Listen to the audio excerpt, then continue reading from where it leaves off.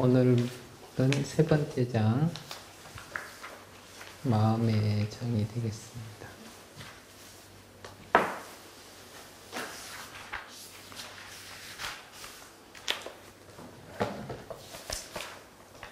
서른세 번째 개성하고 34번째 개성하고 한 번에 같이 읽어보겠습니다. 마음은 들떠 흔들리기 쉽고 지키기 어렵고 억제하기 어렵다. 지혜로운 사람은 마음갖기를 활 만드는 사람이 화살을 곱게 하듯 한다. 물에서 잡혀나와 땅바닥에 던져진 물고기처럼 이 마음은 파닥거린다. 악마의 소나기에서 벗어나기 위해서.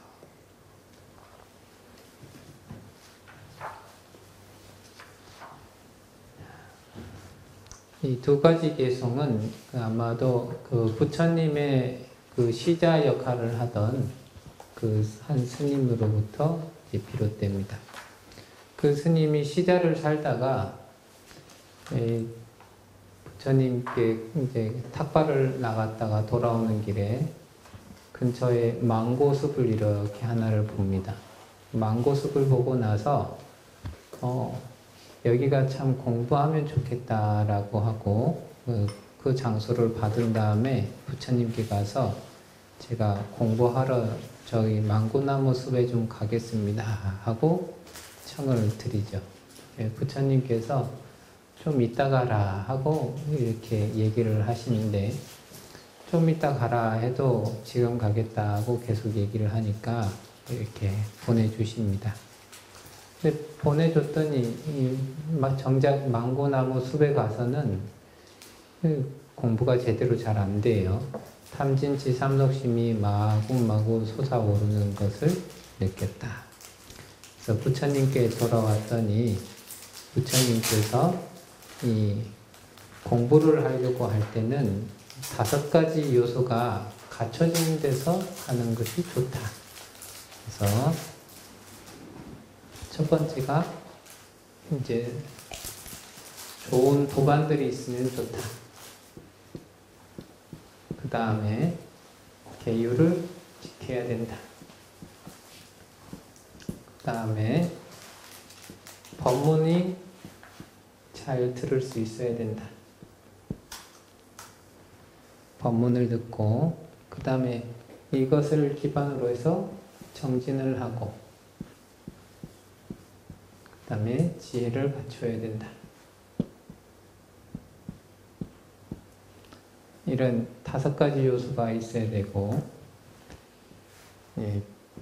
거기에 대해서 이것이 갖춰졌다면은 부정관과 그 다음에 자비관, 호흡관, 무상관 이런 것들을 관해야 된다 하고 이제 부처님께서 얘기를 하십니다. 이렇게 해가지고 공부를 하면은 과일을 증득할 수 있다. 공부하기가 좋다 하는데 여기서 부처님께서 얘기할 때 여기 좋은 도반은 이 4가지가 다 이루어지는 도반이 가장 베스트입니다. 네. 근데 그렇지 다 갖추지 않았다 하더라도 도반들이 선한 마음을 꾸준히 낼 수 있는 사람들이 옆에 쫙 포진되어 있다. 그러면은 그리고 그런 선한 마음 내는 사람들이 내가 보기에 참 좋다. 나도 저 사람들과 같이 친하게 지내면서 있고 싶다 하면은 그러한 사람들의 삶의 방식에 자애가 점점 스며들어가고 그렇게 스며들어갔을 때 그 사람들의 삶의 행태는 계율을 지키고 특별히 악한 행동을 하지 않고 살아가는 그러한 방식을 택하고 계율을 많이 지키면 지킬수록 어떠한 욕계라고 하는 이 세상에 갖가지의 부리는 마음들이 점점 멀어져 가가지고 그 다음에 이 마음이 쏠리는 장소는 진리에 대한 마음이 쏠려 있게 되죠. 그 마음을 통해서 어떻게 하면 그 진리에 다가갈 수 있는가, 이런 것들을 서로가 얘기를 하게 되고, 그렇게 해서 그 얘기를 바탕으로 정진을 하고, 정진을 바탕으로 지혜를 낳고, 이러한 생활들을 꾸준히 할 수 있다면은 그러한 장소가 매우 매우 훌륭한 공부의 장소다라고 이 시자를 보던 스님한테 얘기를 하죠. 그런 다음에 이 부처님께서 그 비구에게 그냥 혼자 그 망고숲에 들어간다 해서 무조건 공부가 되는 것이 아니라 그 어떠한 장소에서든지 간에 그 자기 마음을 잘 보호하고 바르게 하는 것이 훨씬 더 중요한 일이다.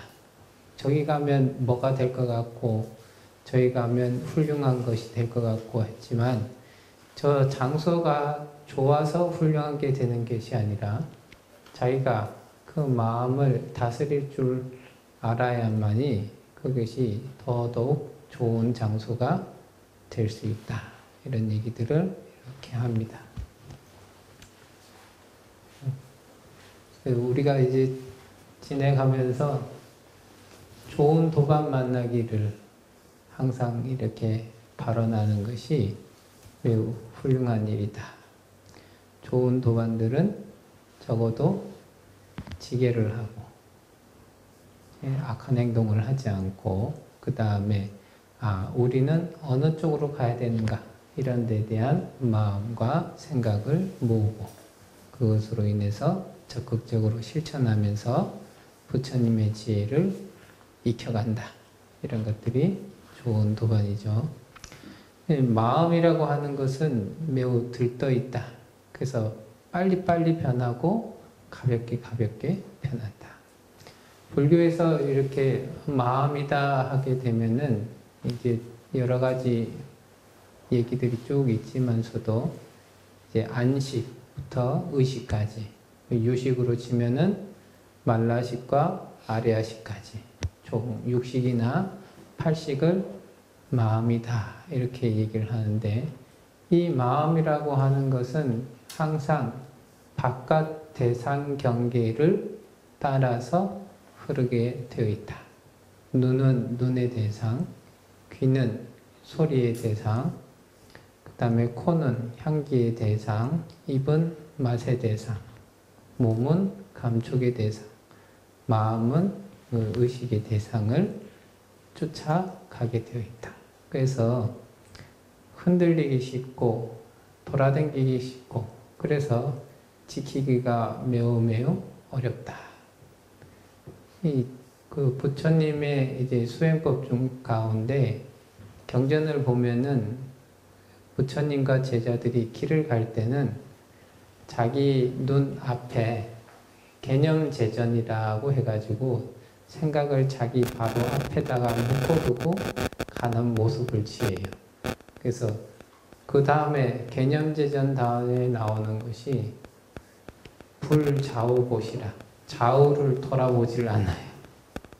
그러니까 자기가 가야 하는 장소가 있으면은 그 방향으로 그냥 쭉 가지 눈동자를 돌린다든지 고개를 왔다 갔다 한다든지 그러한 형상이 없이 그냥 자기가 가야 할 길을 두벅두벅 걸어가신다 이러거든요.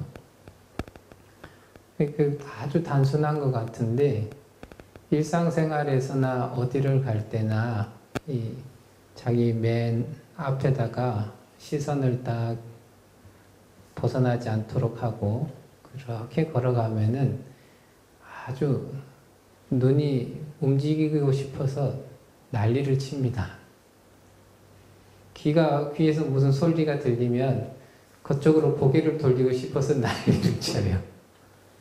왔다 갔다 하고.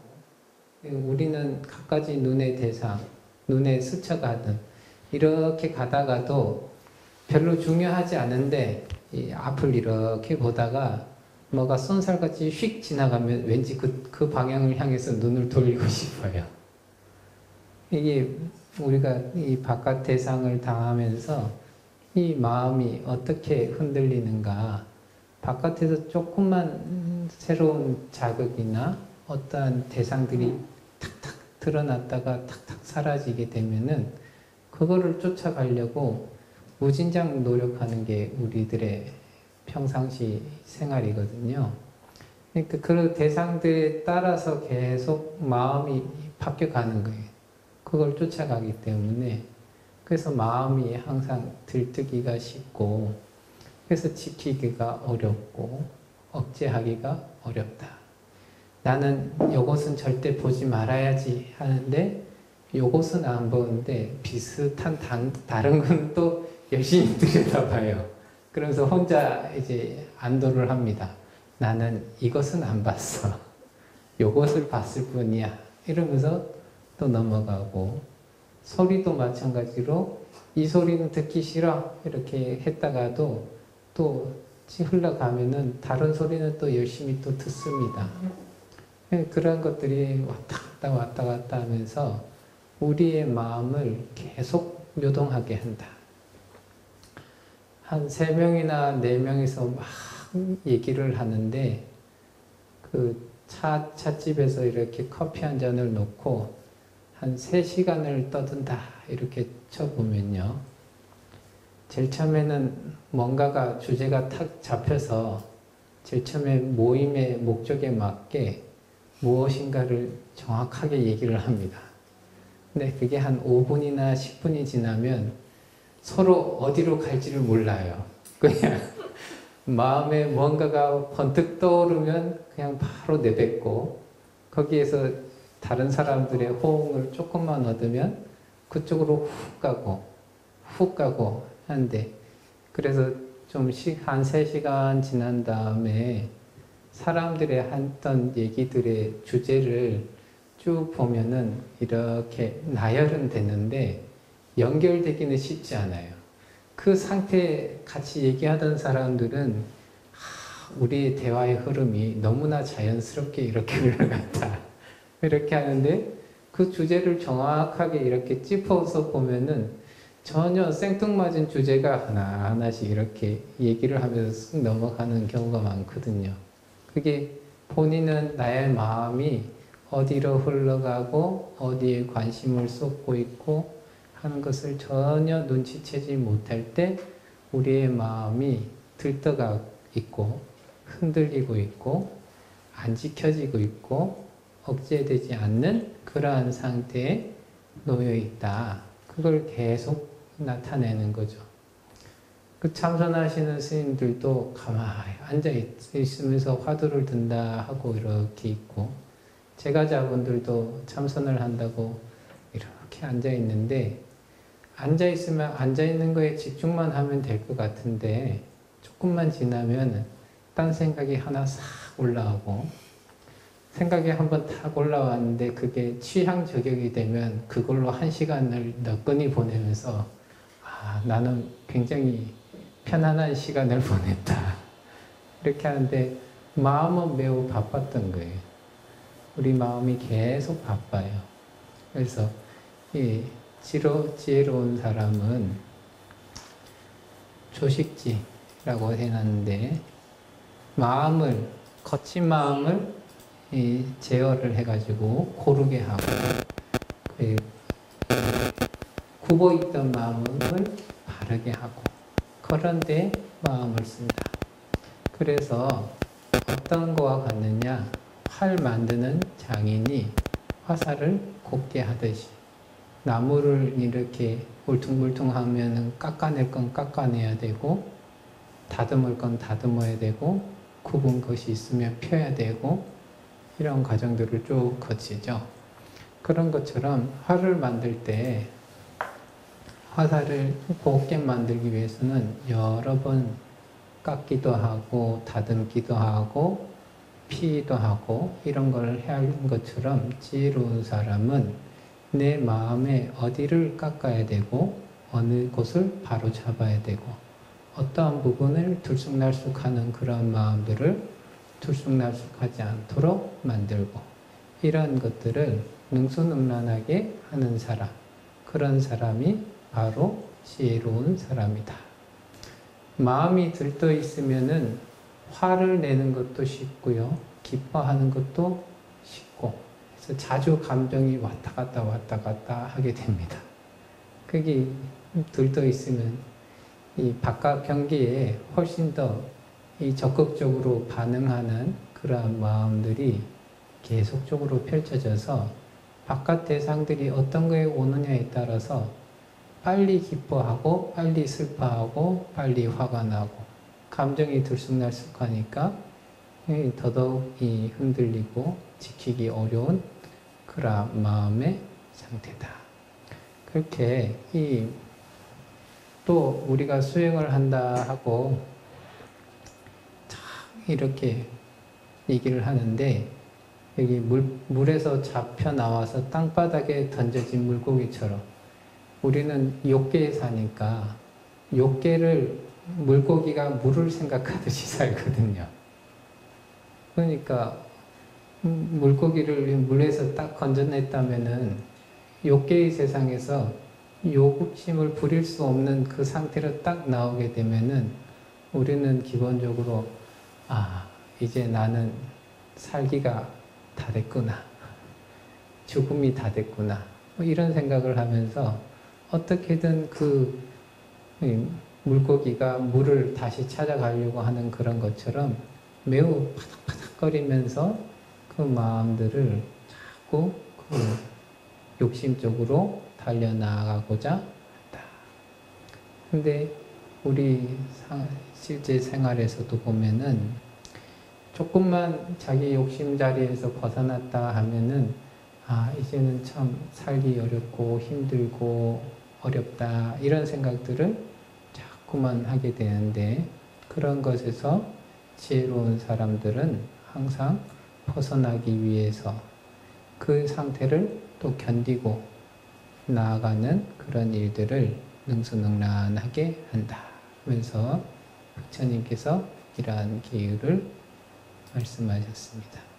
그래서 이 물고기가 딱 벗어나고 또 욕망을 쫓아서 가려고 하는 그 마음이 든다 하더라도 어떻게든 그러한 경계에 빠지지 않도록 노력을 하면서 자기의 마음을 아주 잘 조복하는 것이 중요하다, 그런 얘기를 하고 있죠.